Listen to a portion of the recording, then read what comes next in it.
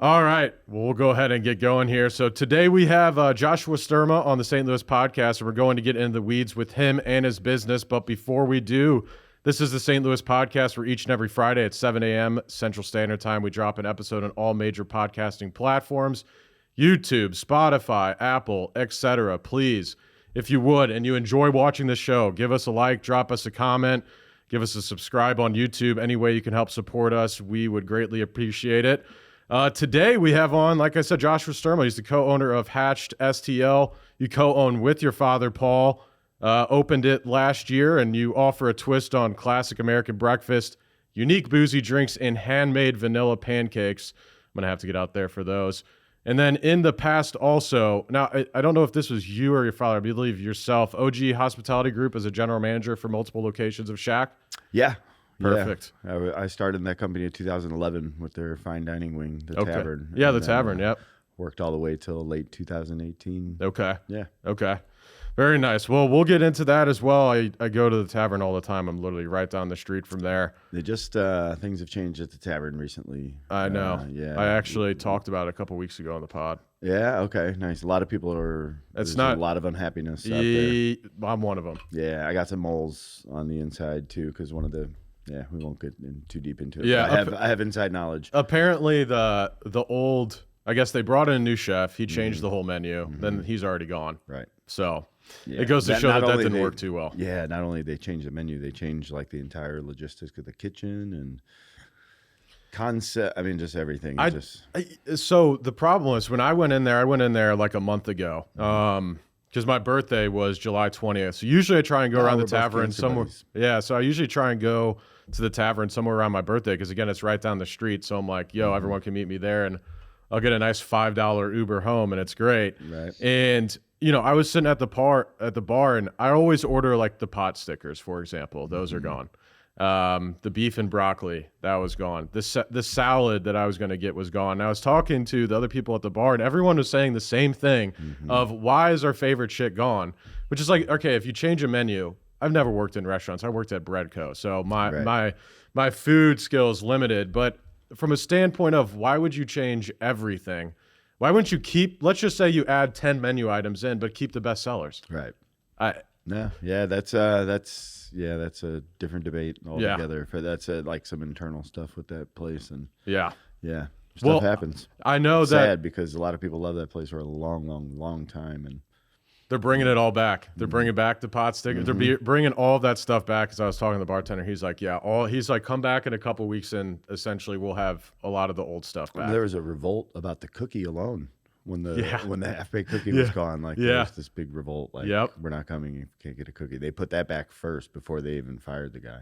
That they did have that back because they gave me that for my birthday. Yep. And that was the one thing. And I was like, you better give me my cookie and ice cream. Come on now. Yeah. Come on now. Hook me up. So, and then, also worked for wholesale business, VMP Produce, for the past 2 years. During the pandemic while incubating your own breakfast-centric business. So, I mean, the first thing I always like to ask, and really for you, why'd you get into this business? Why'd you start this with your father? What was the driving factor behind this? I love the business itself, hospitality, restaurants. I've been, 30 years. So almost 28 in the business. So a long time. And I have a passion for like hospitality and delivering it, and teaching people how to deliver it as well is another thing. I love my job, man. I love going to work, and I love building my brand and meeting new people and doing podcasts and all that kind of stuff. I mean, it's just been so fun.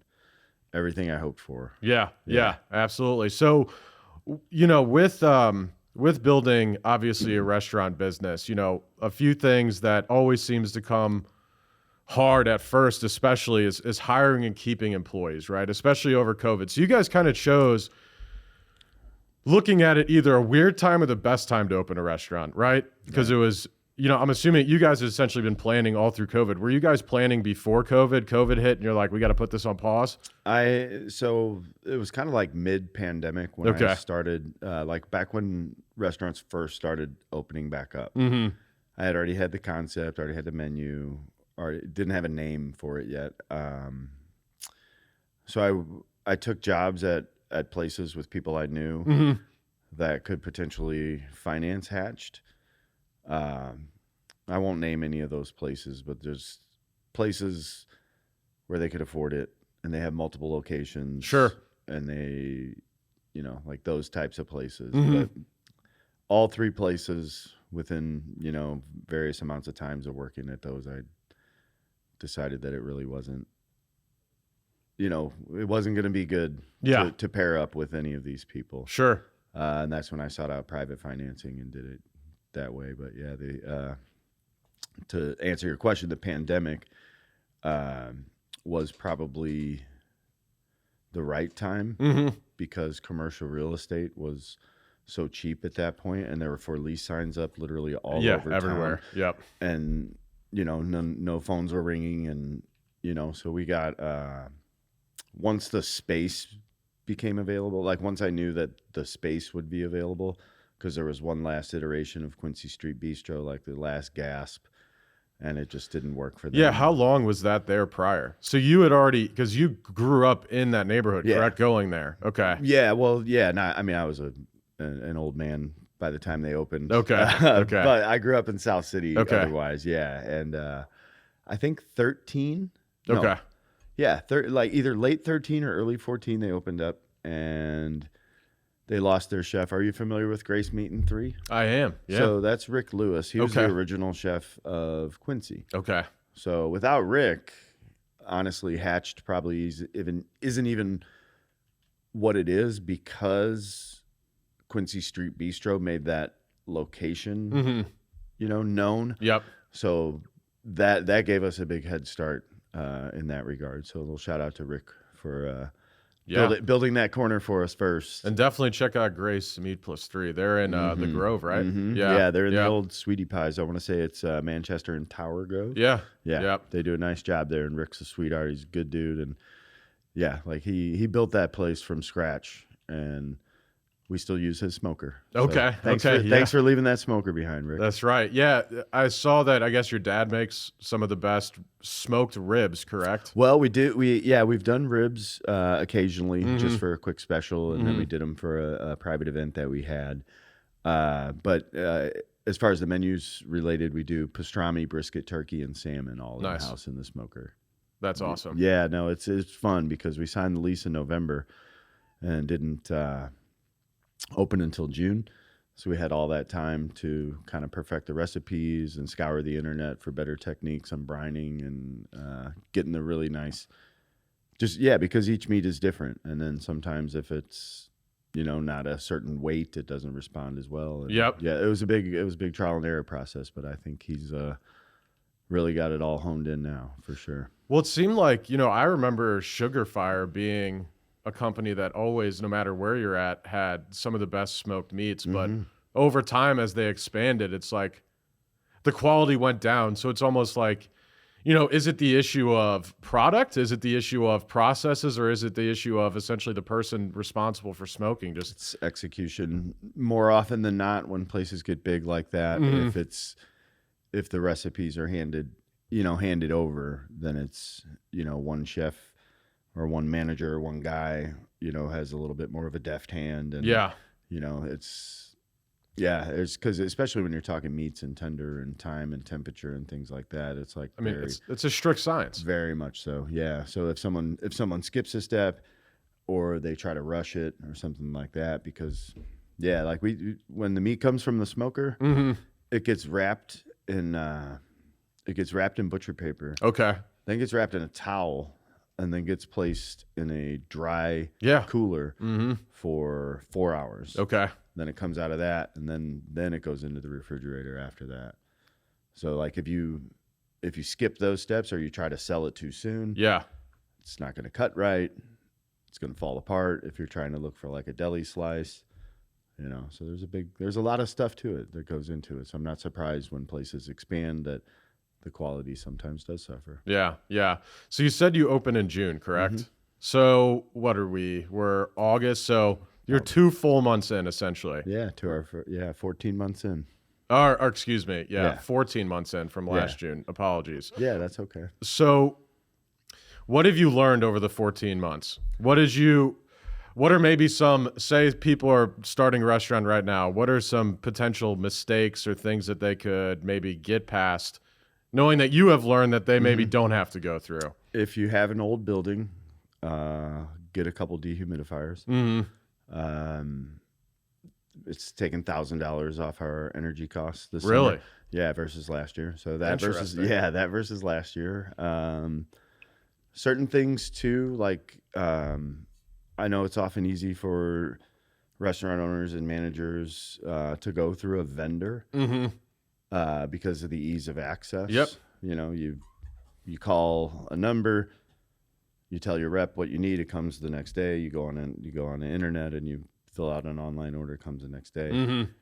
What we've found is that a lot of the core products that we use are available much cheaper at a retail level because those retailers have more buying power than our distributor. Interesting. So stuff like everyday use, like stuff like white bread from our vendor. We got it for like the first 6 months we were open. We got it's like $2.89 a loaf. Literally same exact bread, Schnucks Market. I go there every day anyway to get parsley and bananas and stuff that we buy every day. The bread's $1.39. Same loaf. So had I known that last year, you know, maybe I'd be staying at the Wynn. Did you do that math problem? I did. I did. That's why I said maybe I'd be staying at the Wynn when I go to Vegas next week and not at Caesars. But yeah, no, I'd like it all back. I'd like the energy money back. I'd like the bread money back. Milk and OJ we get from retail. It's like, to all you business owners out there, all you small restaurant owners, shop at either Aldi, Walmart, or Schnucks on a lot of the stuff that you buy a lot of. It's going to be cheaper there. Yeah, my dad owned a deli and a liquor store for a long time. Oh, cool. 35 years. Claymont Wine and Spirits at Clayton and Clarkson. Yeah. My man, that's wild.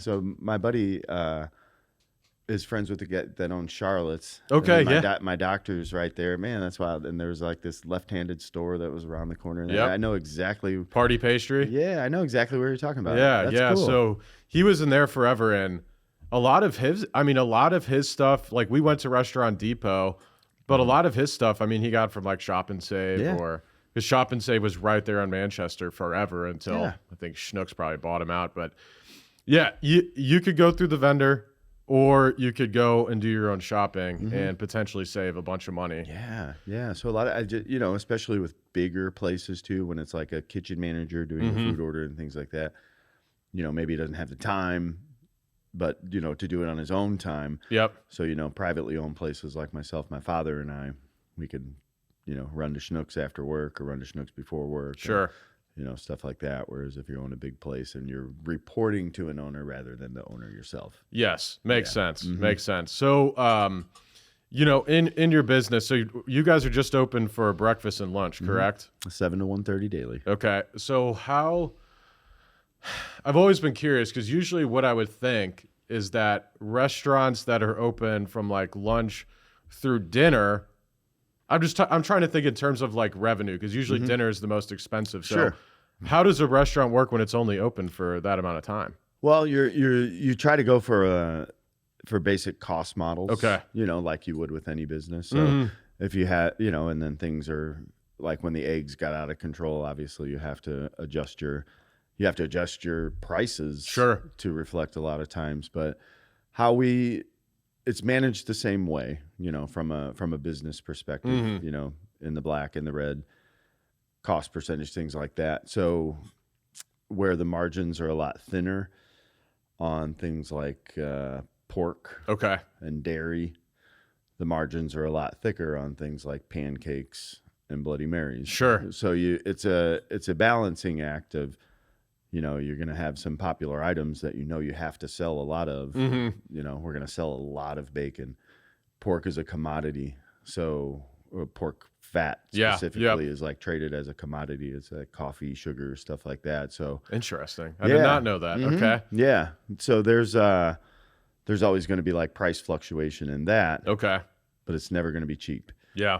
And so when I go to a place and they throw in a free piece of bacon into my Bloody Mary, shout out. I mean, yeah, because basically, if you're using good bacon, like we use bacon that's 14 to 16 slices per pound. Mm-hmm. So it's a little thicker, especially after we cook it. It holds up. It's, really good bacon. And, the cost per slice is, you wouldn't believe how expensive bacon it is. Yeah.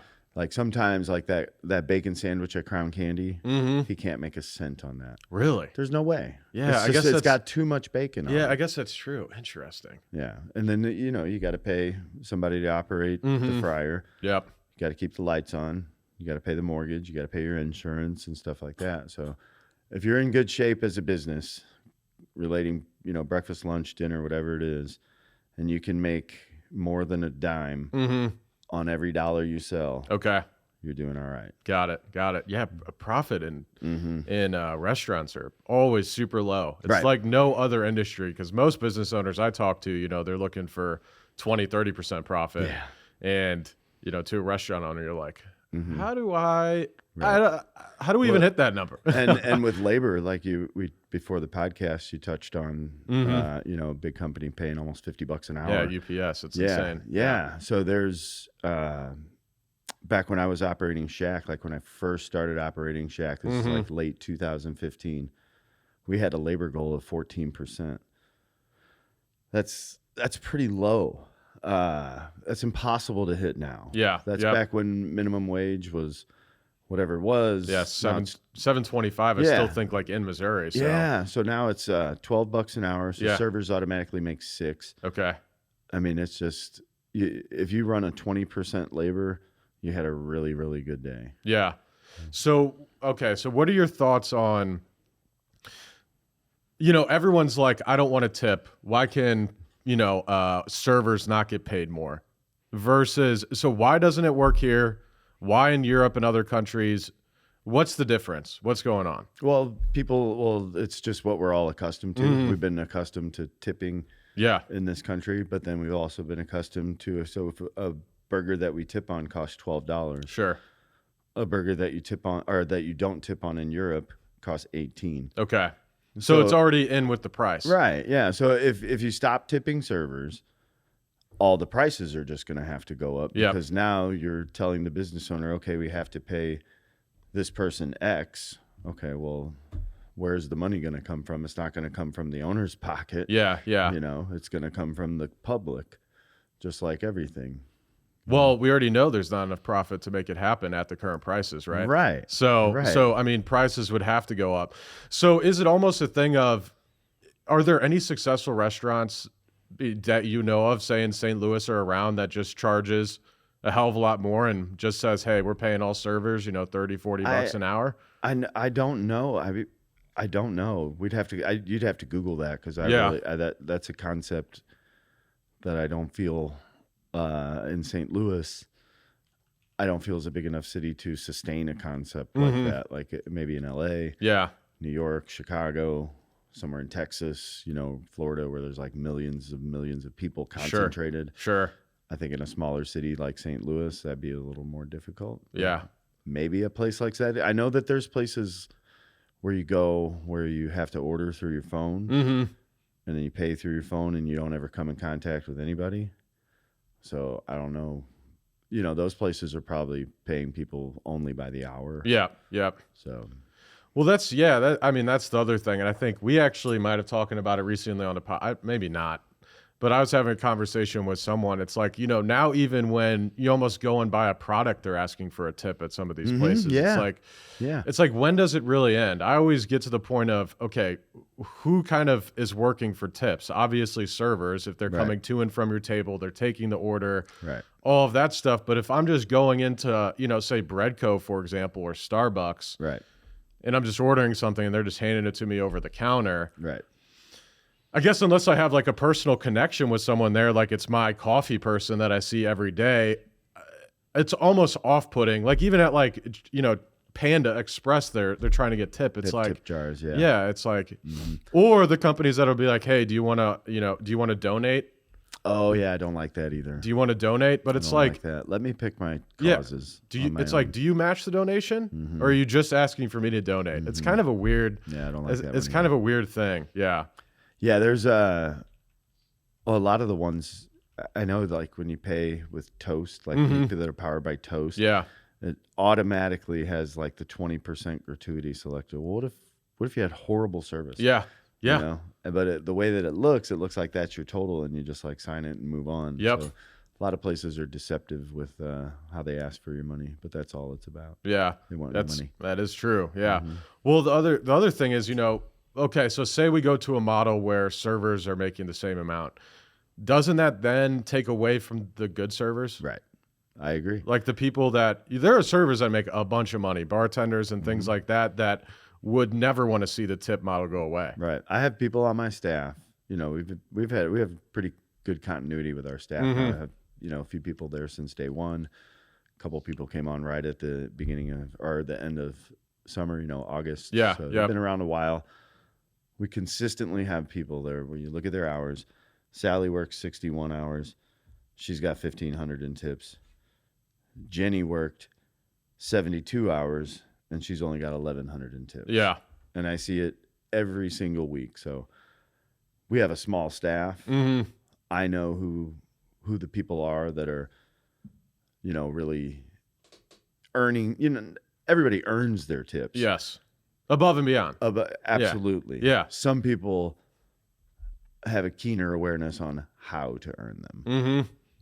Like what it takes to turn 10 on 40 into 15 on 40. Yep. Like the little, because 10 on 40, we average, about 25%. Like Sure. everybody averages, that. And there's just, you get cases where people just, especially post-pandemic, I feel like sometimes like crazy tipping has just been a lot more than it used to be. Yeah. Which is great to see. Yeah. There used to be, the end is near, thank you for beer, or the Facebook group where during COVID they'd go and whatever the bill was, they'd tip what the bill amount was. And that was cool. That was cool.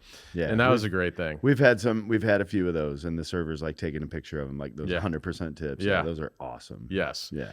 Well, okay. So you brought up, so do all of the employees like know what the other servers are making in tips? Okay. No. Okay. No. Just me. So do you ever have a conversation with them and be like, hey, I think you could be making more money on tips. Do this, X, Y, and Z? I have told that to a couple people on occasion in my career. I won't say at Hatch'd or anywhere else, but yeah, I've said that to people where it's like, you're really good at your job.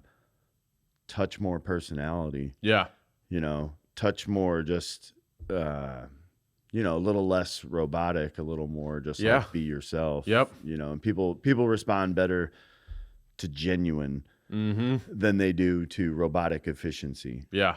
Like if you can do both, then you're going to make more money than anybody, really. But if you can find that nice balance, then it's, you'll be a pretty good earner. It always seems like restaurants are like a ship almost, and like there's all this different, everything's going on, and you have to like control essentially a madhouse. So I used to go to Bristol's a lot, and that it's like giant place. I know, and just the logistics of that place is like astounding to me. Yeah, it's like something out of a movie. Yeah, it's so big. Like when you walk from the front door to like if you got a table in the back or something, it's like it's feel insane. Like you're in a Scorsese movie or something. Yeah, it's great. It's great, and it just. Getting all of those people together and making sure that stuff is organized, producing essentially the same result every single time, is super hard. As we all know, we've been to plenty of restaurants where we're like, what the hell is going on here? I'm not going to leave a bad review, but I'm definitely not coming back anytime soon. Right. So that's awesome. So as far as culture is concerned, obviously like community in the neighborhood is big to you. How do you create a community of people, that work there, as far as really making sure that they stay and actually want to be there? I think that's kind of the big thing with like restaurants or service industry. It's just a lot of the time people aren't happy, and that definitely comes off across when, they're talking to you as well. Yeah, so first and foremost, you better be busy all the time. Yeah. We don't have as much control over that as we want, but we do, because if we consistently win, if it's Hatch'd versus the guest, yep, and we consistently win, we will stay busy, and we will get busier as time goes on, and more people in the city know about us. We will do more in our second year than we did in our first and third, and so on. Yep. So stay busy. That's important, because once they're not making money, morale down. Yep. Then you have an exodus, and then you got to restart almost. Yeah. Then you got to either start over, or if you were just barely, making ends meet, like a lot of restaurants live paycheck to paycheck, just like people. They're like, we had to take out a HELOC to make our first payroll. Yeah. Like a lot of restaurants are like that. So first and foremost, keep them happy with earning. Yep. But then as an owner / manager, you kind of want to lead by example. So they're gonna mimic me, because they're seeing that, well, this is what's made this place successful. People really respond to this hospitality, this welcoming environment, this never say no attitude that we have too. Because it's like, if someone walks in at 7:01, they deserve the same experience as someone that walks in at 1:29. And you don't get that at a lot of places, and that comes from the top. So if the manager / owner, is like kicking the ground when people walk in at 1:29, like, oh God, guys, look, here we go. Or, hey, how you doing? I know you're about to close. It's okay. It's okay, folks. Come on, sit down. We'll feed you real quick. Stay as long as you want. We're going to be here till 3 cleaning up anyway. So, but you don't get that a lot of places. You walk in 1 minute before close. So they're like, no. Creating the culture from the top, and just 100% guest satisfaction is the ultimate goal. It takes different things on a guest by guest basis. Some guests don't respond to like glad handing and table visits. Yeah. Some guests want to be left alone. Some guests really, really want your time, and it's a. Have you ever thought about almost having a questionnaire when like someone comes in, almost like Uber? It's like, hey, do you want to chat with your person? And have like maybe 3 basic questions on like what they want from their server. Yeah, that's maybe, and I think we're moving towards that in like a more modern society, where like especially because we look up everything on our phone first. So like as you're making the reservation, you could maybe make those little notes of like, don't talk to us. Or, Yeah. Make sure and come around every 5 minutes, because my family are a bunch of psychos, and they'll yell if you don't come visit. Yeah. I always thought about that, because I'm like, it's almost like the same process as like buying a car, right? Because Garrett, my business partner, always used to talk about this. It's like, why are there car salespeople instead of you go to a car lot? Here's a questionnaire. What do you need? I have a family. I'm looking to go back and forth between baseball practice, X, Y, and Z. I need it to be all-wheel drive. And that way, then you can be like, okay, great. Instead of looking at all these cars, here's the one that makes the most sense. Yeah. And just go directly to that. That's how it's become with places like Carvana and everybody buying cars online, Facebook Marketplace. Yeah. I mean, you can just find anything you want on the internet, which is beautiful. It is. To me, I love that about our world, actually, where it's like, if you're out shopping for something, you look at it, you can scan the barcode and find it cheaper and have it in your house in 2 hours if you have a certain level of Amazon Prime and you live in a certain location in the world. Yeah. Yep. That's uncanny to me. I have that ease as well. Of access. I try not to use Prime. Amazon though. Yeah, I don't have Prime. My girlfriend does, and okay. I do. I mean, it's nice to see something and know that you can have it in 2 days. Well, I was running out of deodorant, and I was like, and I forgot to go to the store, so overnight ship, if it's over like $25, it'll come there like next day. Yeah. So I was like, I needed some deodorant and toothpaste. All right, done. Yeah, it's nice. And now I'm good for like the rest of the year on deodorant and toothpaste. So it's the world we live in. We're good. That's but awesome. what that means is now we're not going to small businesses and supporting them. Touche.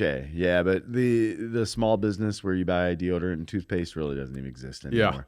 Yeah. That's the mom and pop corner store.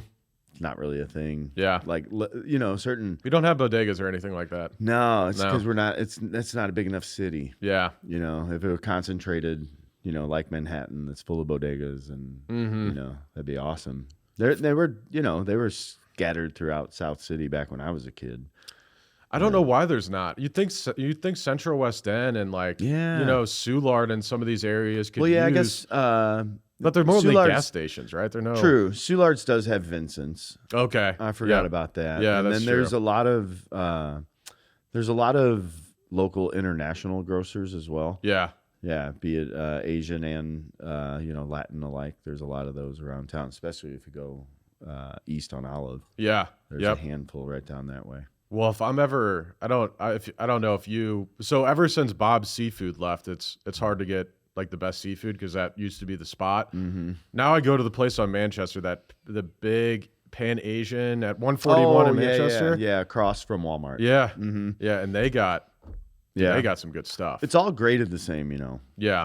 So if what do you mean? Like there's just the sushi grade tuna that you would get in Chicago or New York or Florida or Texas or Hawaii or California is the same. Should be the same? It is the same. It is the same, okay. It's graded the same. It's either raw quality to serve or it's not. Okay. There's not any like this raw quality is higher. Interesting.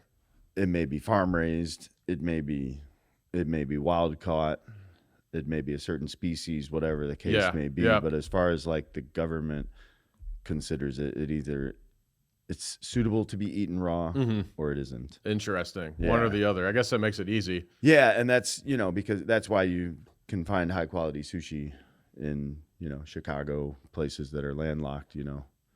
I'm amazed that people don't like sushi. I love it. Like I said, I'm going to Vegas next week. I'm staying in Caesars, and there's a Nobu in Caesars. Okay. And I literally cannot wait. It's the first dinner that I'm gonna have for sure. So Nobu, I've been to the one in Malibu. Oh, nice. And that one's super nice. I think I only got like one roll because I was like, I don't need to spend a bunch of money. Yeah, no. I almost just went there for the view and to like check out the people that were there. And I can only imagine who's in here Malibu that the prices were just that much more extravagant. It was stupid. Yeah. It was literally stupid. $100 a roll. It was. I don't even remember, but it was like I'm gonna walk out of here broke. I got a rest of a trip to still attend. Yeah. I'm bringing 500 just for Nobu. That sounds about right. That's enough. Well, make sure you got a credit card too. Well, yeah, for sure. So, okay, yeah, Nobu, great. I love Nobu. So what? Yeah, what do you think? Well, you touched on sushi. Just to go back to your original point, what do you think it is? Is it just the raw fish? Do you think what people don't like about it? I don't know. I don't get it because I love sushi. I don't know why. I think thoughts? That's it. You guys got any? In there? She likes sushi. I know. Why do people not like it? Just the flavor, the taste, the texture, maybe. The texture, a little slimy and soft. I just think that's weird. I think that's kids that grew up eating like toasted ravs and chicken pot pies and can't get. I feel like me personally, if I eat too much sushi, it grosses me out because of the texture. I don't have that issue. I've eaten literally pounds of sushi. Oh yeah. But also people that don't like seafood. True. Yeah. It does have an inherent fishy taste, which will never go away. I don't like seafood. It is fish. It's in its purest form. It's just here it is. I get the very basic like crab and honey roll. Oh, okay. The crazy. Okay. Yeah. See, I like fatty tuna. I love sashimi. Tuna. Yeah. I always get at least 2 applications of sashimi. Yep. And then I don't know sashimi. Rolls. Like what should you order? If you like tuna, just get tuna. Okay. Yeah, it's got a great texture. Because you just eat it by itself, right? It's just the fish. Interesting. I don't know why I've never gotten sashimi. And then I like yellowtail. Okay. AKA hamachi is the type of fish that it is. That's another one because tuna, it's a really nice texture. Yeah. It has a super low oil content, which reduces that quote unquote fishy flavor. Same with the hamachi, low oil content. Interesting. But nice, like white, flaky texture. Yeah. Yeah. I'm an oyster guy, so I like. If you can do raw oysters. Yeah, I know. You can do sashimi. Most people don't like raw oysters. I love them too. Which I'm like, just a little bit of lemon. People say you shouldn't use cocktails, so I use just a little bit. A tad. I like horseradish. I can't get into it. No, I don't know what it is. Do you like wasabi? Yes. Same thing. I mean, it's almost the same thing. Wasabi root and a horseradish root are not very different. Maybe I need to retry it. Maybe I'm just talking shit and I don't know what I'm talking about. Well, there's horseradish in cocktail sauce.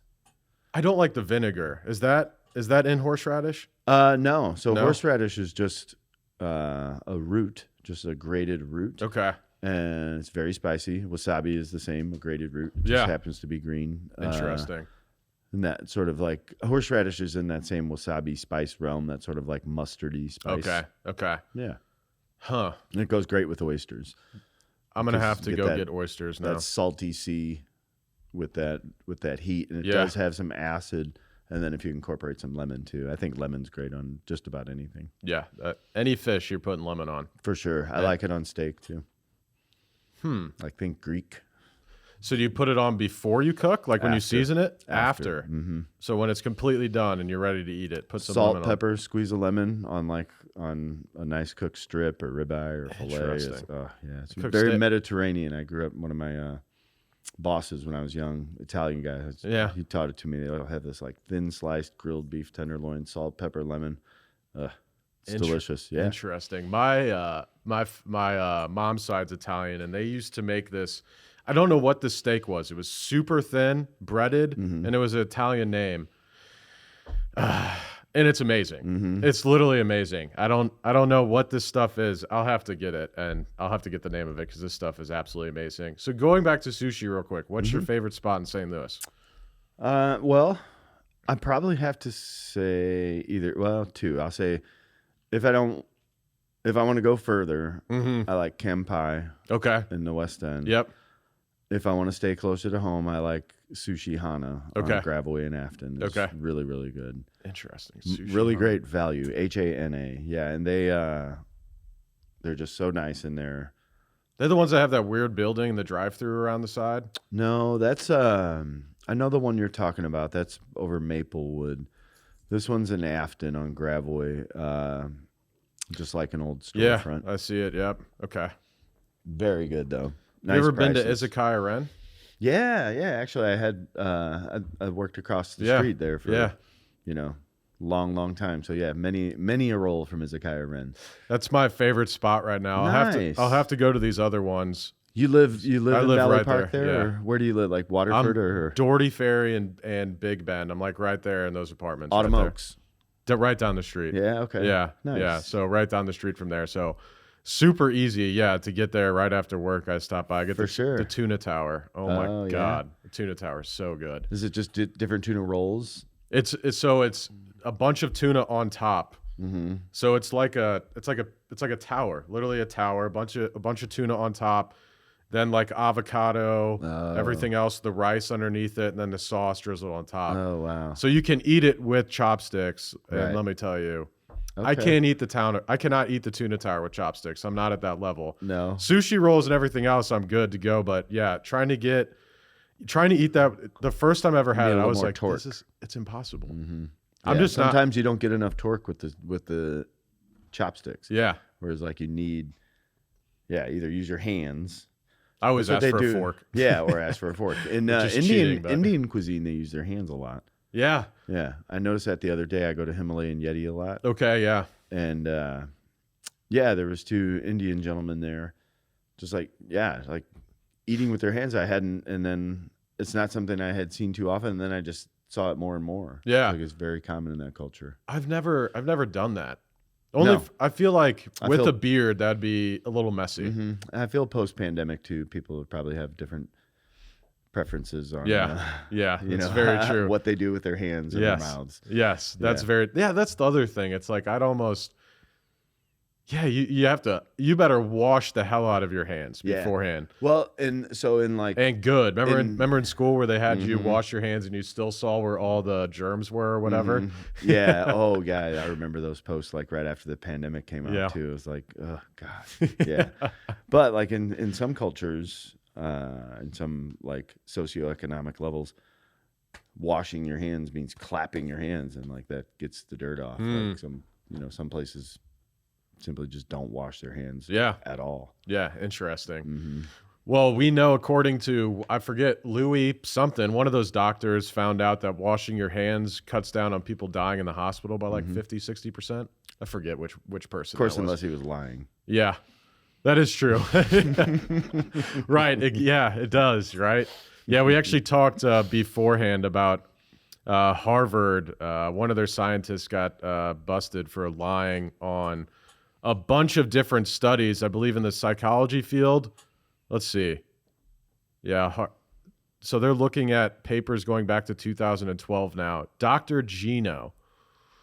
So I don't trust that right off the bat. It just sounds like a doctor for the mafia or something. Hey there, St. Louis podcast listeners. We've got some exciting news from our sponsor, Farmers Insurance of St. Louis, led by the man, the myth, the legend, Mark Lee. Mark Lee of Farmers Insurance is recruiting agency owners here in St. Louis. That's right, Garrett, and everyone knows what Farmers Insurance is, and if they don't, they will now.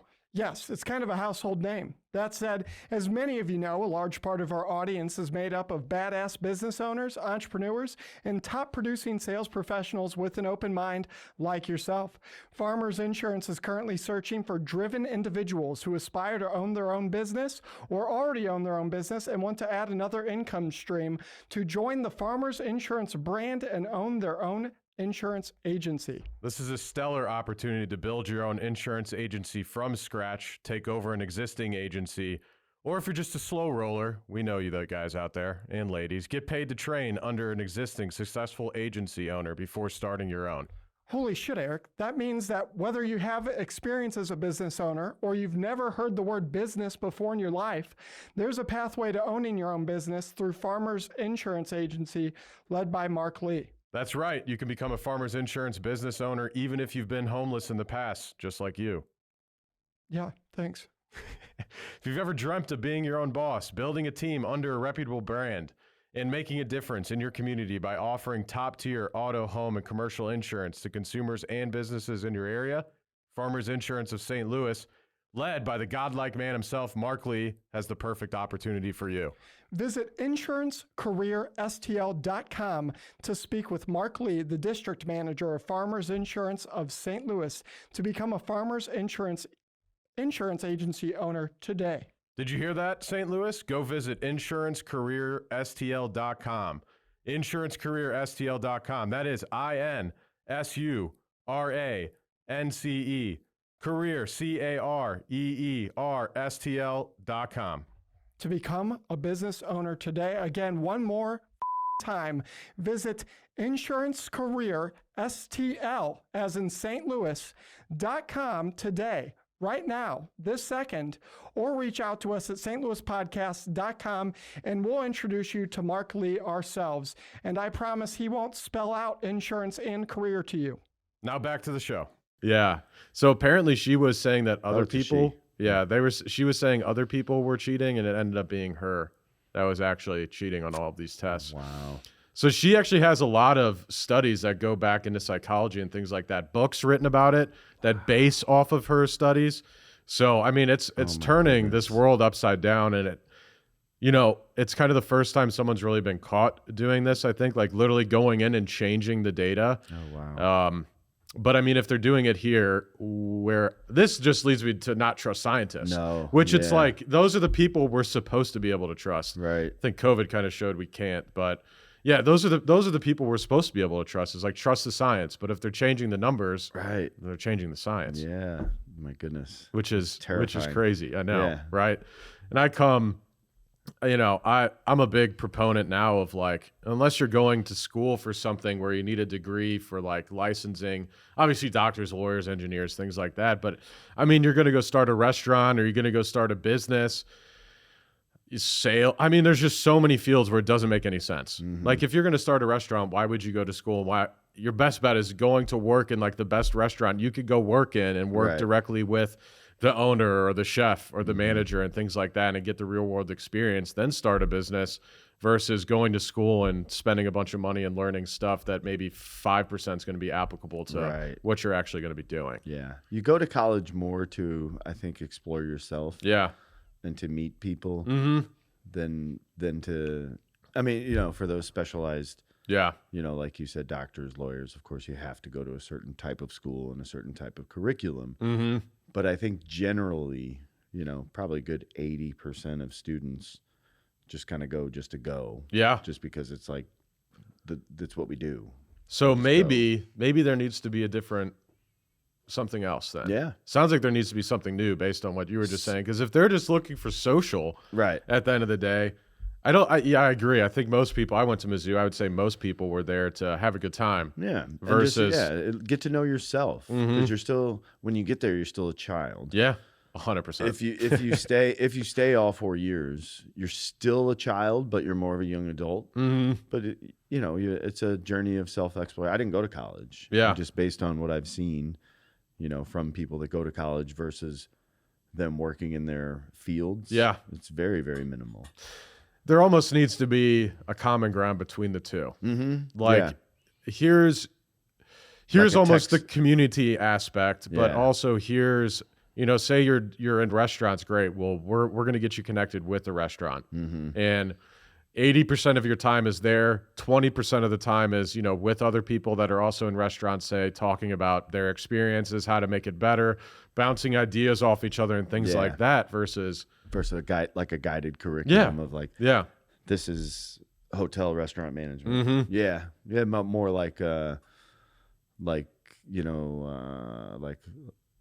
logic class or something like that. Yeah. And less of like a...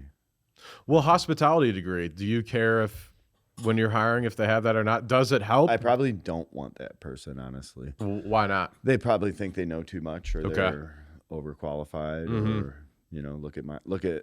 look at my experience. Yeah, and your experience is sitting in a classroom. Right. Yeah. My best employee had never worked in a restaurant her entire life. Really? Yep. And that was her first restaurant job. She's a server. Yeah. Well, that makes sense because we hire a lot of the time, obviously we hire people with experience, but I would say when we started our team, I mean, everyone for the most part built their experience from the ground up. Yeah. And now the best way. And that's kind of, because we've hired people and they haven't stayed on the team because they just have bad practices. Right. They'll come on and, they'll be running SEO or whatever have you. And it's like, this just, maybe you did this in the past, but this isn't the proper way to do it. Here's how we do it here. And they just, at the end of the day, they can't fall in line because they're stuck on those bad practices. Yeah. A good employee you want to be able to learn. You don't want, you want them to have knowledge because you're going to be able to apply these techniques that make our business run. Yep. However, this is how we do it here. You either have those people that are like, oh, okay, cool, well, show me how. Or you have those people like, why you do it this way? We do it this way over here. So that's a fine line between people. Yes. What I've learned as a business owner, and I've operated restaurants for 20 years for other people. We're not in a business of food and beverage. You're not in a business of audio and podcasts. Yep. We're all in the people business. Whether it's the people that you work with, the people that you have on. For me, it's the people that come in the restaurant and the people that work in the restaurant. You take care of those to the fullest extent and, let those people know, both guest and staff, how valuable they are to your business. Yep. That's when you got a really good thing. And then that's what it's all about, man. Managing people, personalities, things like that. When we're interviewing, one of the things we ask about is learning. Because you can train a person that can learn. Sure. Right? Versus training someone that has experience but doesn't want to learn. Right. I'd rather take the person that's right out that wants to be able to actually learn and do something. Yeah. No, it's one of the things we talk about all the time. It's one of the biggest things we look at is like, are you open, right? Do you actually want to take direction and things like that? Because a lot of people, like you said, think they know it all. And we actually find that a lot with people that come to us with marketing degrees. It's like, a marketing degree gives you a good knowledge on like Wikipedia. What is Google Ads? But have you ever ran a campaign? Have you ever spent money and seen it drive sales, for a business? And the answer 99% of the time is no. It's like, I don't understand why, if you're getting a marketing degree, school wouldn't almost have it mandatory that you partner with the business and you're responsible for essentially testing your marketing on what you think is going to work with that business. Right. And then you actually have real world experience through that versus, again, some book somebody wrote 8 years ago on Facebook ads. Statistics. Yeah. That stuff's always changing. I don't even know how, especially with like digital marketing, stuff changes all the time. Yeah. I just had to hire somebody actually. Well, my cousin was doing it first, but then I had to hire like a professional. My cousin thought she was a professional. She was a retired principal, and I think, God love you, Angelina. You did a great work. It just didn't work out. Yeah. Shout out to her. I think she was just a little in over her head with social media, which probably is not uncommon.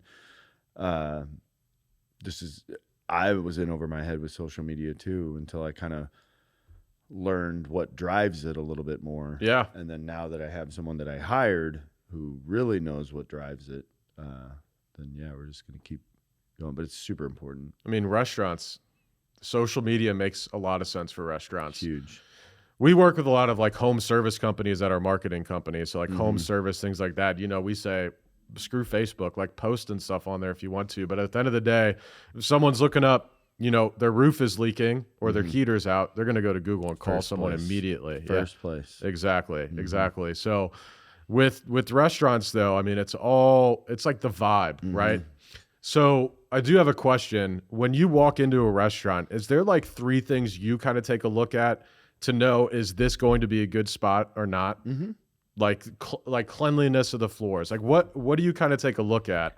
Yeah, well, you got to be careful with cleanliness of the floors too, because you never know. Depending on the time. Sure. Well, and you never know if someone just walked by in a trouble. You don't know how long it's been on the floor. You know, look in the corners. Okay. You know, if you see some stuff in the corners, chances are. But the thing that I look for when I first walk in is you can tell the vibe, whether it's tense, whether it's upbeat, whether it's kind of mundane. You can tell that typically when you walk right in the front door. So that first impression's big. The smell. Yep. You walk into a place, like if it smells like smoked meats or it smells like steak or it smells like a burger or something like that, you're like, ooh, that's pretty cool. And then the tone of the people that are there. Like, as you can see, if there's a lot of people are eating, a lot of people are drinking, chances are it's a really good sign. Food is coming out of the kitchen. Yep. Sometimes when you go to a place, it's like nobody has food. Yeah.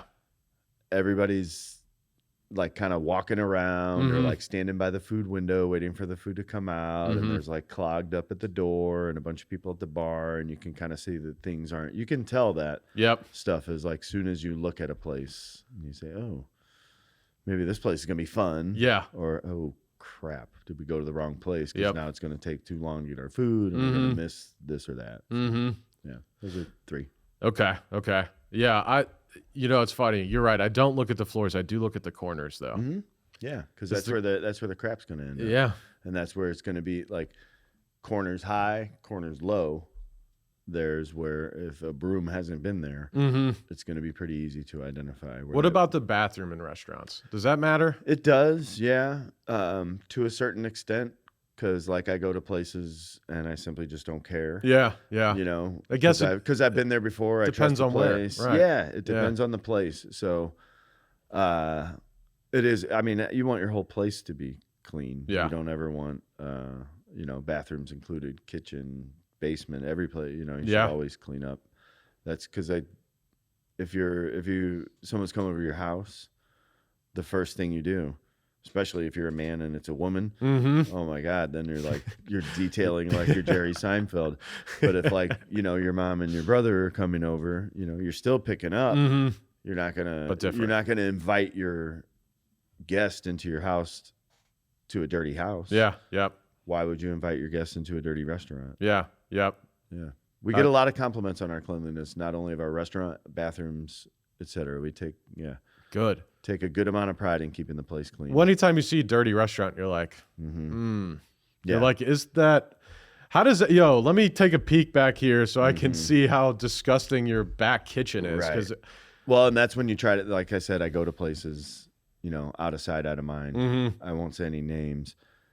A couple places I go, if they were clean and like had a remodel, they'd be like one of the busiest places in town, where it's like, they're okay with, Yeah. little stains on the table here and there, little cobwebs in the corner of, of the windows and stuff, where the food is amazing, the service is amazing. It's probably a good 4.5, 5 out of 10 on cleanliness. Yeah. But you still go and you just don't think about. Don't pay attention. Don't think about the kitchen. Yeah. That's fair. Yeah. Just think about how nice the owner is and how nice the server is, and And then hopefully you don't get sick. Right. And then, and then if you do get sick, then maybe curb your going a little bit. But until then, have at it. That's fair. Mm-hmm. So I did want to ask. I wrote a note here somewhere. Now I can't find where I wrote the note down. Did you write it or you typed it? I typed it. Mm-hmm. You're right. I did type it. I'm just filling time while you're looking. Okay. I don't know where it went. It doesn't matter. So I always, this is a good question, Katie. Thank you for this one. Your fondest memory from your time at the restaurant? At Hatch'd? Yeah. Let's go Hatch and let's go all time. I'd say that, just because of who he is, my fondest memory is meeting Paul McCartney. Mm-hmm. That was really, really cool. Hi, I'm Paul. So did he come into Hatch? No, God, no. Okay. He came into Lombardo's, a restaurant that I worked at, I guess about, it was like circa 10, maybe 9 or 10, 08, 09, 10, somewhere around there. He was driving Route 66. They still open? What, Lombardo's? Yeah. Yeah. Okay. Yeah, they've been open since 1991, I want to say. So 32 years. Tony Lombardo, the owner, one of my mentors. But yeah, that's where, I met Paul McCartney. That's awesome. So that's probably the fondest Did you restaurant get a picture? memory I have. No, but I got his autograph for a friend. Yeah. Did you charge that friend? No, when I went over and introduced myself, because I wasn't even working, I came to hang out while my friend was waiting to get off, and we were going to go, hang out after that. Sure. And I texted him, and he says, Paul McCartney's here. This is back texting, and, wasn't really a huge thing back then. And I stopped what I was doing and made my way down there, and I got to meet him when I was at the table. I said, hey, would you mind signing this napkin for Tim as a surprise? And he did it, and I gave him he still has the napkin. That's awesome. Mm-hmm. I was going to say, you can't let your friend sell that now. No, God, no. Yeah, and so at the time, my friend Tim, I think he's in his 70s now. He's considerably older than me. So he grew up with the Beatles. Okay. Being prevalent in his life. And yeah, so it was a really big deal for him, big deal for me. So at Hatch'd, probably the most excited I felt was when we got the grade A. Yeah. It was just that. That's when it officially hit me that okay, this is super real now, and it's right on the horizon. And that was pretty cool. I look back on that, and there's a photo of it on Instagram too, and just you can see the joy in both of our faces, because we both are pointing to the grade A. It's a really cool photo. So I'd say that. Yeah. Okay. It's probably my looking back. Yeah. No, that's the day. There's 2 days that people usually remember as a business owner. The day when they file with the state. Mm-hmm. Yeah, I do remember that. And then usually cool. the first day they actually open and have customers. That was neat. But there was so much time between the time we signed the lease to the time the place opened. Yeah. Yeah.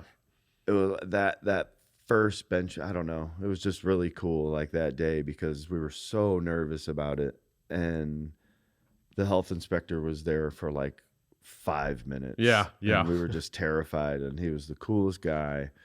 And was the first one's no problem. He's I'll be back in 30 days. And he's that's the real one. Yeah, because you've been in business for 30 days at that point. Yeah. Right. Yeah, that makes sense. That makes sense.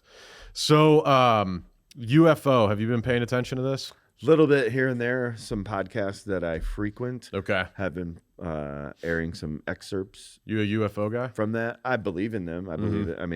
I think it's pretty selfish to think that we're alone. Yeah. Whether it's intelligent, whether it's walks upright, or whether it's sentient, or whatever the case may be. The law of averages dictate that there's probably a million other species. Yes. So the reason I bring this up is this is the first time I probably ever told this story. I saw a UFO. wow. Swear to God on my life. I'm not joking. Katie, I know you rolled your eyes. Have you heard this story, Katie? No. I have. I don't tell anyone the story because wow. no one believes me. Okay. They'll do what she just did. So my buddy and I, Chris Pyle, shout out. We could call him right now. He'll give you the actually, we could call him. He'll give you the story, the same exact story that I will tell you.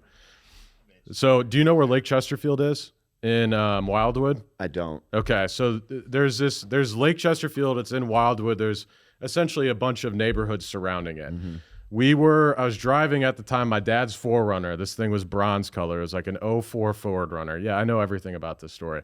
Now, we were coming home I was driving him. We were going back to my parents' house from high school. So it was like 4:30 in the afternoon. We literally stop at the stop sign that is above Lake Chesterfield that is going down Copper Lantern, I believe is the street name. And, we stop at the stop sign, and then all of a sudden the person in front of us just gets out of their car in the middle of the street. Literally gets out of the car. So my buddy and I were like, what the fuck's happening? And we look up. All this is literally, I don't even know how high up it is. Maybe a half mile, quarter mile. Like it's not too far away. And it's just a long cylinder with lights underneath it, like big lights underneath it.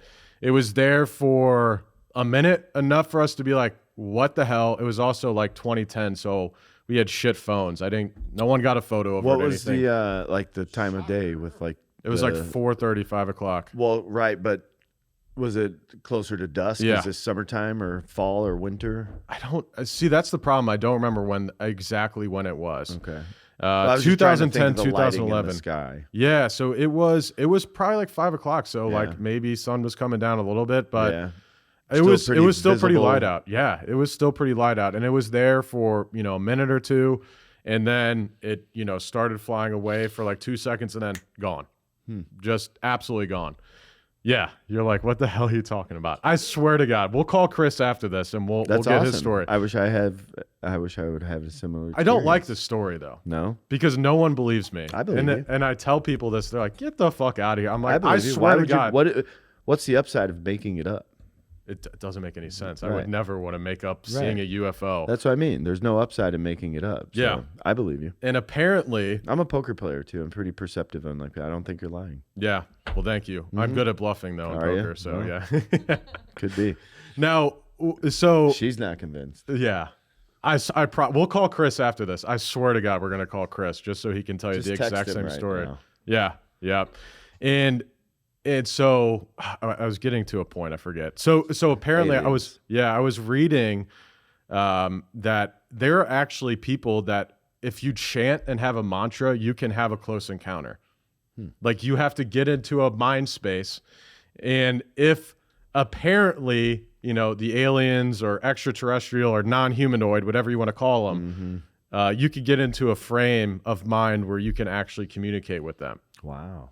And I was like, this is crazy. Now, I do believe in telekinesis. Yeah. I do believe, we're made of stars. Mm-hmm. We're made of rocks. Yep. We're made of minerals. We're made of What do you mean by telekinesis? communicating with your mind. So that was actually talked about. Yeah. So apparently, for about 25 years, the government had a project. Look up Star Space or something like that. Star Space or something. It's something like that. And they had this group of people where they would get into the mantra, and they could essentially associate themselves with other places on the planet. And apparently, it was a successful program where these people were trying to find like missile silos or like people that were hiding out away from the government, and they were able to locate them through doing this. Yeah. Which is crazy to think about. It is. But then at the same time, it's almost not as crazy as you think, just because of whatever's all up in the sky. That's what's all in our body. Yeah. Because where else did it come from? Yep. So, like the astrological signs. Yeah. Yep. To me, that stuff is real. Now, a lot of them are like they write it and they could write the same one every day and it would probably apply to everybody. Yeah. Yeah. But I'm saying like the moon and the ocean, and gravity have an effect on our bodies. 100%. And not everybody's bodies are the same because of these effects taking place when they were born. So all these changes in the, I believe in UFOs, telekinesis, all that kind of like mind stuff. Like it's, I mean, if the government was experimenting with it for 50 plus years with mind control and things like that, I mean, there's something behind it. Well, and now they're getting even deeper into it now with psilocybin being used as a tool for many scientists and military researchers and things like that. Like psilocybin's all out there now. Well, hasn't there been multiple times where someone wrote an amazing book or wrote an amazing movie or one of the best soundtracks or one of the best albums was done on psilocybin? Yeah. Or I think, didn't Steve Jobs create the first iPhone on psilocybin? Probably. I know he used mushrooms. Or maybe it was Well, that's what psilocybin is. Yeah. So I believe it was mushrooms. I don't even know what that word is. Psilocybin is it's the chemical. It's the chemical in magic mushrooms that provide the magic, as it were. Yes. Okay. Steve Jobs had LSD. We have the iPhone. There we go. Interesting. So So thank you, LSD, because now we have the iPhone. Which David Wells pitched a no-hitter hungover, and then there's another pitcher. Yes. Yeah. There's another pitcher. He pitched for the Pirates, an African-American dude. I can't remember his name, but he pitched a perfect game on acid. Interesting. Yeah. Now, acid, I'm assuming that's LSD. Is it a banned substance? Is it performance enhancing? No, it's not. Well, I'm pretty sure it's just like, criminally illegal. Yeah, I guess. Yeah, that's true. So I'm sure. I don't think you can use it as a baseball player, but I don't think they. Probably back then, it's not something they tested and banned you for. And I don't know how long that stays in your system, but I think forever. Really? I think. Interesting. That's how they can only find it with spinal taps. I think. Okay. I've never done it. Never will. Yeah. No. Have you? No. Yeah. No. I've done mushrooms a couple times. I have not done those either. Just a good time. Marijuana is the only drug I've ever done in my entire life. No alcohol? Well, alcohol, yes. But I took one pill of Molly. Yeah. Other than that, I've never done coke, never done coke's acid, not good for you. Don't do that. Never done shrooms, never crack, heroin, nothing. And I've been around it all. You can order shrooms online now. Yeah, they're it's super accessible now. It's actually, and with edibles too, like edible shrooms, so you don't have to eat the shroom proper if you don't want to. Exactly. Which is a lot of people's big turnoff. That's disgusting. It's gross. You got to literally grows on. You got to put in like a. In college, we used to put it on a PB&J sandwich. Okay, I could do that. That's how we did it. I could do that for sure. Yeah. I don't like edibles though. THC. No, it's not the same. Not at all. No, I like smoking. Mm-hmm. It's the best way. Well, everyone that gets edibles, they didn't come from smoking usually. Probably not. It's like they're an edible kid. Yeah. Mm-hmm. Yeah. It's different. It's way different. It is. I've had times where I've done 30. I was actually I was on Mount Rainier a couple years ago. Fun. I did a 30 and I stared at the fire for an hour and a half. Mm-hmm. I was having a mental crisis in my head. Sounds about But right. I've done a lot more than 30 and been nowhere near that. So it's almost like sometimes it just hits you different. Right. I don't know. It depends on, and then again, like when we were talking about Sugar Fire earlier, everybody, each edible maker. Yeah. Missouri's stuff is not good. Yeah, I like Flora Farms. Okay. You like Flora? I don't. I still. Green Label, cursive. They have good stuff. Cops, if there are any cops listening, pause it right now or fast forward the next half an hour. No, usually I go to Colorado and I'll bring stuff back. Heck yeah. A lot of people, I don't think you're alone there. Michigan too, a lot of people do that. Michigan, really? Is it recreational? Yep. Interesting. And then the thing about Michigan too, similar drive to Colorado, 8-ish hours or so. You don't have to go through Kansas. You don't have to go through Kansas. Interesting. Which Kansas is... They don't play.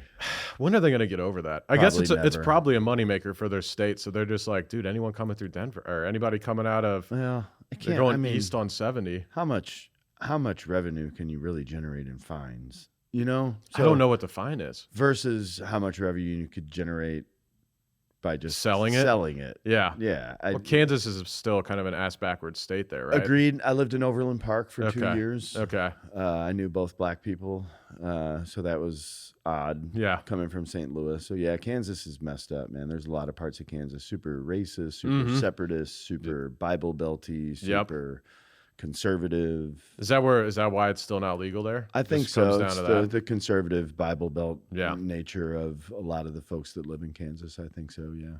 Interesting. I still don't understand the hate towards marijuana, but let me tell you, their propaganda back in the day worked super well. Oh yeah. Absolutely. You got a whole generation of people thinking that it was just like this most horrifying thing that there is. There's people that still say it kills your brain cells. It makes you retarded. Right. I'm just like, the stigma's detached quite a bit. Like I wouldn't openly talk about it with you if it weren't, street legal. yeah, Just because then it's like, okay, you're going to judge me. Well, you drink alcohol, so what's the difference? yeah. One's arguably way better for you than another. Right. Have you ever seen anybody smoke themselves to death? No. Apparently there's no way to overdose. No. People drink themselves to death every day. Yeah. I think there was a study done where the amount of weed you had to smoke to essentially die was physically impossible. It was literally you die from smoke inhalation. Right. Before you die from THC. It was that monkey study. I remember reading about it because they tried to make it seem like it was awful for you, but all they did was put a mask over this monkey, and then I'm probably butchering this, but they essentially it was like a gas mask, and they just lit weed for like an hour or two, and he was just straight inhaling it. I love it. And then Lucky monkey. It would have been. And then the monkey still was like fine. Nice. So yeah, I'm glad you're a stoner. Yeah, that's pretty cool. I would not have guessed that about you. Well, it's the suit. Dapper right? Dan, it's suit, the suit. Business owner. All that kind of stuff. Well, sometimes as a business owner, you need to come up with good ideas, and Sure. the only way to maybe get out of a hole or to solve a fire is to potentially, take a break and smoke a joint. I did a 1 gram sativa joint on the way here. See, there we go. Kind of get my head right and. I couldn't do it before the podcast. No, man. No, a good strong sativa gives me just like a laser focus. Interesting. Do you have ADD? I do. Huh. Yeah, ADD, and I have. So do I. So maybe I bipolar, should. manic. Okay. Yeah. So I have stuff. So sativa, because I always go, indica is the stuff that makes you feel good, right? Well, they both make you feel good. Indica makes you tired. Sativa doesn't. Okay. I usually go hybrid. Yeah, well, just depending on the strain. Yeah. There's mixes. So like depending on the time of day. Yeah. Like I don't want to smoke a sativa hybrid after 5. I don't ever go that deep into it. No, I usually only have one at my house. You just have one strain. I'll have a couple ounces of it, and I'll just go through that. Okay. See, I have 2 dugouts. Okay. So I'm a dugout guy. I have a dugout that I'll use up until 2 p.m. And then I have my evening dugout. Dugout. And then I don't smoke at work. Yeah. Yeah, because it's like I want to be myself. Well, when leading from top down. Yeah, exactly. And you also don't want everyone smoking at exactly. your work too. And then you don't want your guests ever having a different version of you. Yeah. You want them to have the same version all the time. So if like stoned version to them seems different than not stoned version, you don't want your guests to see that. And then of course the staff too, but restaurants, man, it's pick out the people that don't use drugs and alcohol, and that's going to be your high number. Well, that's a big issue with the restaurant industry, your low right? number rather. Yeah, it's a big issue with the restaurant industry is just, you get off work at 9, 10. What else is there to do? Then you go drink. Right. There's not much else to do. Yeah. Besides go spend your money at like entertainment venues, bars, restaurants, casinos, whatever else. Everything else is closed. Yep. So yeah, I did that for a long time, and then I quit drinking when I was 35. And how's it been since?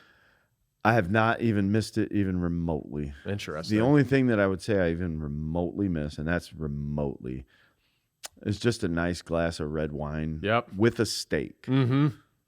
Other than that, like I could have gone my whole life without it before. I think, why did I waste all this money and time with it? Yeah, I sometimes think that as well. Yeah, I think we've all woke up. I think I'll get to the point potentially where I don't know if I'll stop. I do. The problem is I just love drinking some whiskey and some wine. But yeah.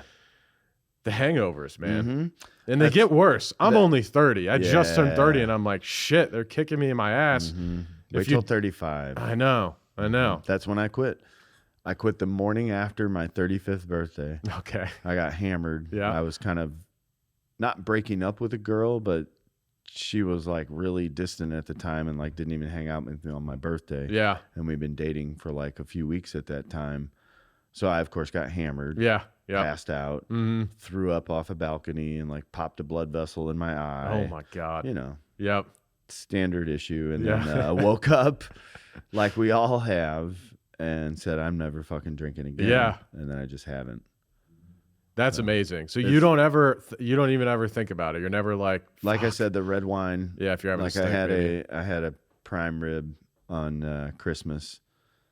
And I don't eat a ton of red meat. Mm-hmm. And then I got a nice ribeye from Sam's prime ribeye the other day. And it's just, those red meat with a glass of wine is nice. So why won't you go back to the red wine if you're just having steak? Can you not control yourself? No, it wasn't. Or is it just it was never an issue of control. It was just I never thought that I had a problem either, which maybe I did. Yeah.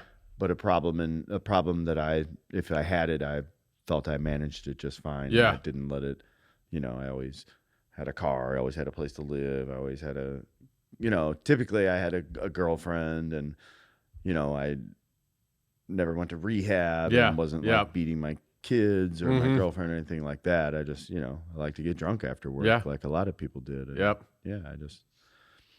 I don't even think, I can't remember the time where I thought, ooh, I'd like a drink. Interesting. Cigarettes, completely different story. Yeah. Not an hour goes by where I don't want to drag. Not an hour. So have you quit cigarettes? You still smoke? Yeah, a long time ago. Yeah, I quit, say New Year's Eve, 2016. So do you still do nicotine?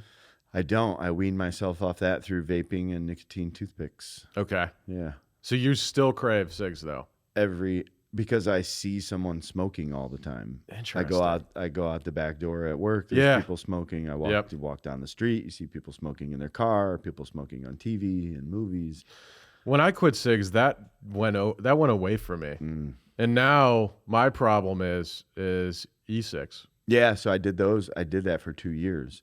I did vaping and e-cigs for 2 years, and then I started these nicotine toothpicks, and that's how I weaned myself off completely. Nicotine toothpicks, interesting. I made my own. I would I would buy vape juice. Okay. And I would soak these toothpicks in it, and then let them dry out. And did it taste bad? No, it tasted delicious. It tasted just like the vape juice. Okay. And then so I started with 6 milligrams of nicotine down to 3, and then down to 0, and then was off. That's awesome. Yeah, and because you're spending money on e-cig too, and vaping's terrible for your lungs, way worse than pot smoke or cigarette smoke. Yeah, and that's probably. You think it's worse than cigarette? I do, because it creates like a film on your lungs. Yeah, yeah. That's why I quit. I recently had quit using THC cartridges for that exact reason. It's the same thing for cartridges? Yeah. Oh, yeah. That makes sense. Anytime you're putting oil into your lungs, it's not good. Gotcha. Whether it's vaporized or not, it's still oil. I think the pens are kind of a waste of money anyways. Oh, not me. Because like usually it's only like an hour and then you need more. Yeah. Depending on what pen you're using. Yeah. So like distillates are around 70% THC, sometimes in the high 60s. Whereas if you get a live resin pen or a diamond pen or something like that, you're in the high 80s. I always made sure to get the live resin ones. Yeah, they're you're gonna pay a little bit more for them, but you're gonna get a much better experience. My thing is they leak, everything. They get clogged. Yeah, I don't know what it is. Are you clogged. Going through a guy, or are you going through a store? No, just any store. Oh, even really? Willie's Reserve. Huh. My shit out in Colorado that I buy, the half gram or gram I don't know what it is. They just get clogged for me after like halfway through, and then you have to suck to your heart's desire to get it unclogged. I've had some that are like that, but markedly, most of what I had has all been pretty good. But yeah, I think that I was using more when I was using them too because of the ease of access. You don't have to clean, you don't have to smoke, you don't have to. You don't really smell? Yeah, you don't smell at all. Yeah. that was part of the charm with it. But then, I just wanted to start taking better care of my lungs. Yeah, that's fair. All right. Well, that's all the time we have for today. Before we wrap up here, just please go ahead and tell everyone where to find you, visit your restaurant. Of course, Hatch'd STL. That's down in Princeton Heights neighborhood. What road's that on? It's actually on Gravois, which is one of the longest thoroughfares in Missouri. Mm-hmm. Take you all the way from downtown all the way to like deep south Missouri. Yep. 6931, in fact, is the address. We leased a lot across the street from the restaurant. There's parking. We're on Facebook and Instagram at HATCHDINSTL, and then HATCHDSTL.com. You can order online, join the wait list on the weekends, and just look at our cool website. Perfect. Well, thank you so much again, Joshua, for joining us today. Thanks for having me. Absolutely. Before we get out of here, again, Hatch'd STL, go ahead, go over there, visit them for breakfast and lunch. 7 to 1:30 daily. 7 to 1:30. One last thing, actually. If someone's going in there, what is your favorite menu? What is your favorite item on the menu? Nacho Stada. Nacho Stada. It's so good. Crispy corn tortilla, refried beans, chorizo, queso, green chili salsa, sunny side eggs, pico de gallo, crispy salty hash browns. I'm hungry. Hell yeah, me too. I actually haven't eaten today, so I'm starving. I had a banana, and then I munched on some watermelon too, and that was about it. I fast every day. Do you? Yeah. I try to have a 12-hour period from eating food. Yeah. So I used to be 275 pounds. I've learned a lot about my body. Congrats, man. That's awesome. Lost a lot of weight over the years. Yeah, fasting is like the easiest way, I think, to lose weight. It is, if you do it right. I just constrict. Yes. Yeah. I eat twice a day, usually, both decent sized meals, obviously. Like 12 and at like 6. Yeah. So I try and condense to like 6-hour eating window if I can. That's what I try to do as well. Now working in a restaurant. Makes it a little hard. It does, because there's always grazing opportunities. Well, and you got to try stuff. That's what I mean by grazing. Yeah, it's like, hey, try this. Everything. Yeah, exactly. All right. So St. Louis Podcast will be back next week, 7 a.m. Central Standard Time on Friday, back with another guest, another episode, and we'll see. Garrett now is like, he's got nothing left. I mean, no arms, no legs. I guess his head's gone now, just kind of a body. Who's Garrett? He's my business partner and co-host that hasn't been here in like 7 weeks. So Where's he been? I just like to give him shit. Where's he been? Just people like me better, so I'm kind of taking over the pod. Okay. No, not really, but you are the more handsome of the two. Clip it. You could be the face. Yeah. Clip it. Send it to him. Clip it off. If you're watching live or later and we said something wrong, said something you hate, or said something you want to hear more about, Katie loves our TikTok messages, especially the hate messages. Keep them coming. Yeah, let the hatred flow. Absolutely, like Anakin Skywalker. Absolutely. And if you leave a hate message on something besides TikTok, I can actually respond. I don't have TikTok, so I won't respond to you there.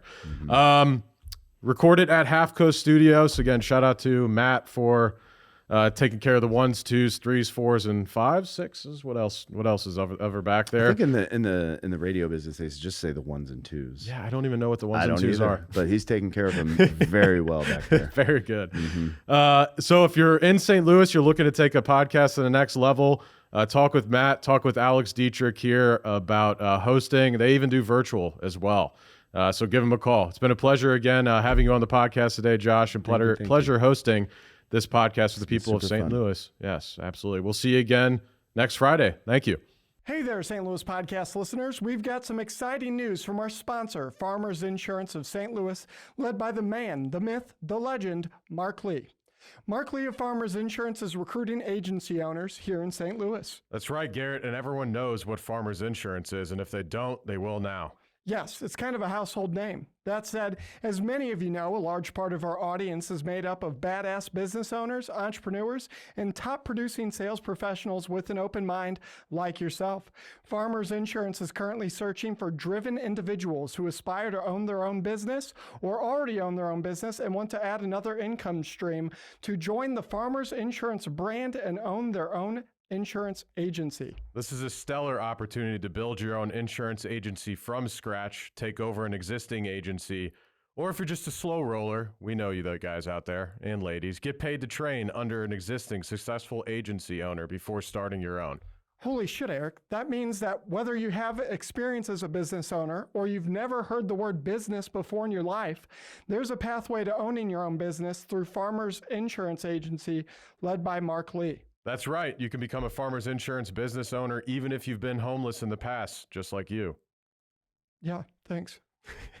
If you've ever dreamt of being your own boss, building a team under a reputable brand, and making a difference in your community by offering top-tier auto, home, and commercial insurance to consumers and businesses in your area, Farmers Insurance of St. Louis, led by the godlike man himself, Mark Lee, has the perfect opportunity for you.